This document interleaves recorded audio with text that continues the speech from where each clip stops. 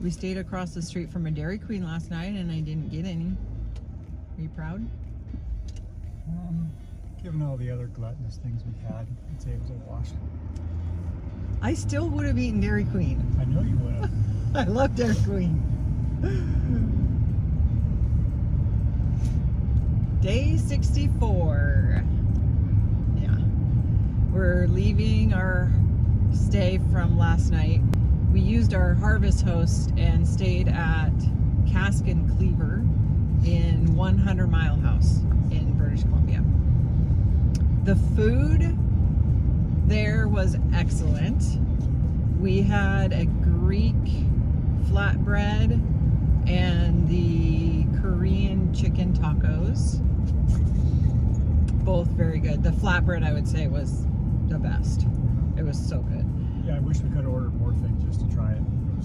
It's totally worth stopping. Yeah. You wouldn't know it driving by, like, it looks like a hole in the wall. Excellent. It's literally on the highway, Highway 97. We actually saw it when we were driving through town on our way to Alaska. And I had already made the Harvest Host reservation at that time. So I saw it and I was like, oh, that's where we're going to be staying. So the one downside is it is right on the highway. So if you do like quiet, the more farm type Harvest Host stays, this isn't it. But if you're boondocking and you're staying in roadside pullouts, rest areas, it's no louder than that. So I would not. Except Aaron, landscaper. So that was, I think, just That was an anomaly. It was an anomaly. Who would have thought that on a Friday night from 10 to 1 a.m., a landscaping crew would be across the street at the gas station tearing out some bushes. With their truck. And chainsaws, and then raking the dirt, and it was interesting.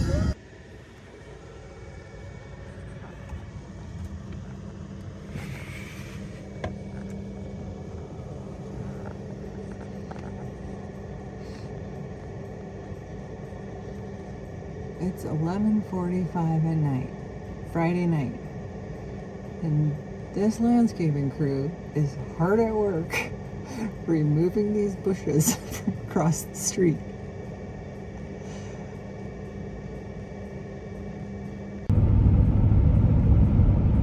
We took the dogs out for a walk last night and came across some music in the distance.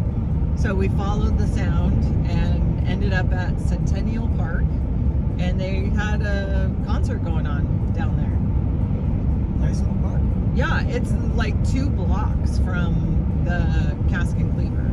So if you stay there for Harvest Host, there's a nice little park there, a couple of blocks away. Oh, free RV and dump right down the street also.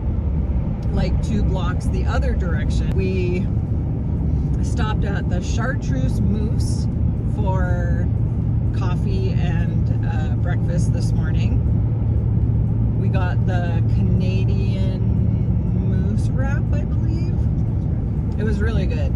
Highly recommend. It's small, it's expensive, but I mean, even then, we shared it. We'll be ready for lunch, basically.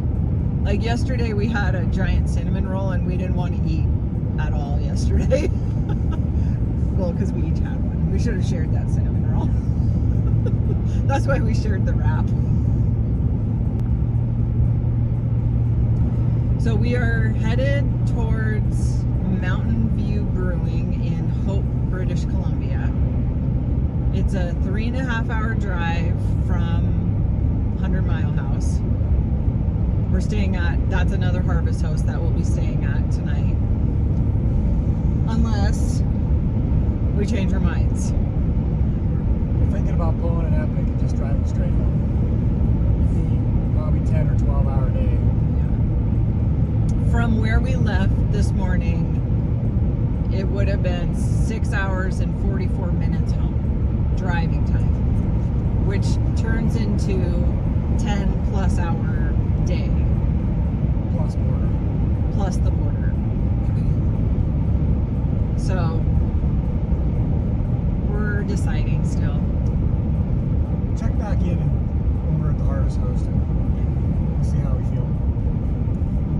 Mountainview Brewing has smash burgers on their menu, and there's some reviews that say it's the best smash burger they've ever had. And Alex has been obsessed with smash burgers lately, so maybe we'll just have lunch there and continue on. We'll have lunch and then we'll see how we feel. So the smash burger obsession started, I think, last year, maybe the year before, in El Paso, Texas, of all places. I found a brewery there. There's not good beer in El Paso, so it's hard to find. So I found this brewery called Dead Beach Brewery. Pretty sketchy neighborhood. Thought I might lose a kidney there too. The brewery itself is fine, but the smash burgers there, fantastic. I went back there 2-3 times, easy. What? On that one work trip. I don't know if I knew that. All the different flavors of smash burgers.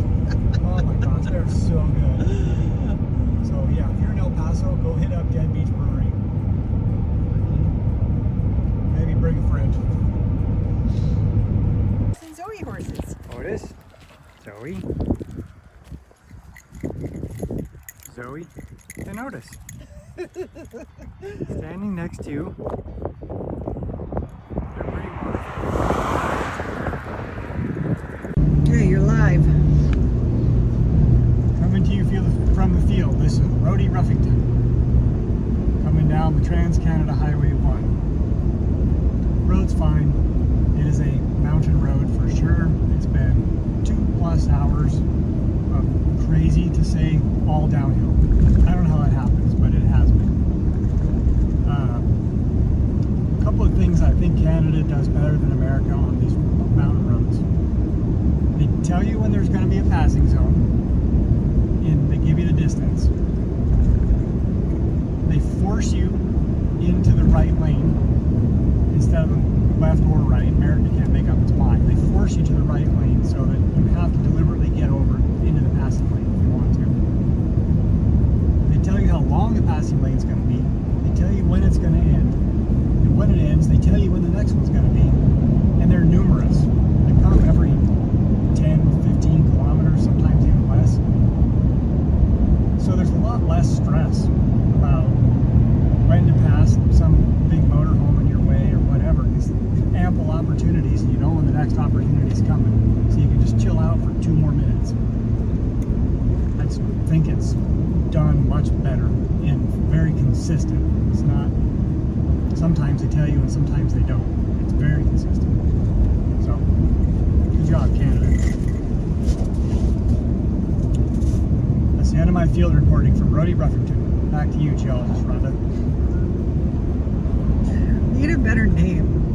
You don't like Rody Ruffington? No, me. Oh. I need a better name because I'm geologist Rhonda. Doesn't. Rockhound Rhonda. I like it. We just passed Hell's Gate, which is where the tram takes you to the fudge factory. So we've officially been on this part of the road. Many, many years ago, we did a road trip up here. So from here on out, it's all things we've seen. If you don't know, the movie Rambo was filmed essentially right here. All these valleys and kind of north of Hope, British Columbia.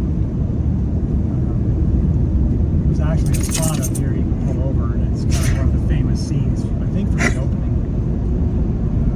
Which Rambo? The very first one. First one. So we tried to drive different roads all the time. So we took the 97/99 up through Whistler and all that, and this one back. I'll say that maybe the right way to do that, if you're leaving, you know, kind of end of May-ish and coming back into July-ish, maybe flip those. Because the northern half of this route is like Central Washington, sagebrush, mountains, you know, very arid and deserty. And this time of year it's super dry and brown. Where the other road, I mean, here's all mountains, it's great, but the other road is all mountains all the way up, which are usually great all times of the year. So I think if you reversed them, you could come through here when the desert was blooming in May. It would probably be a lot prettier on the north end. The river would be higher. Yeah. And then going back through, obviously, is all mountains the other way, so it's just as fantastic anytime. Right. So maybe reverse them if you're coming this way.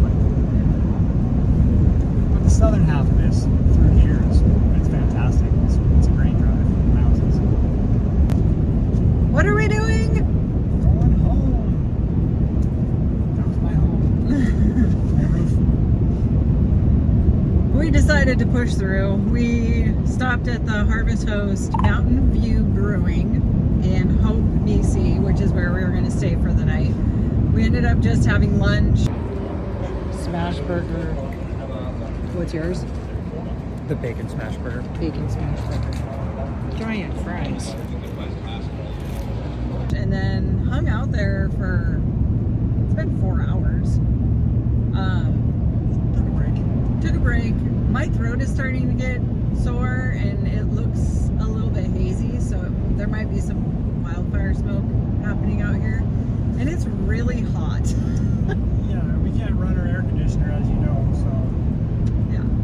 it was time to go. It's only 3 hours to get home. It's 4 o'clock right now, so we're just gonna do it.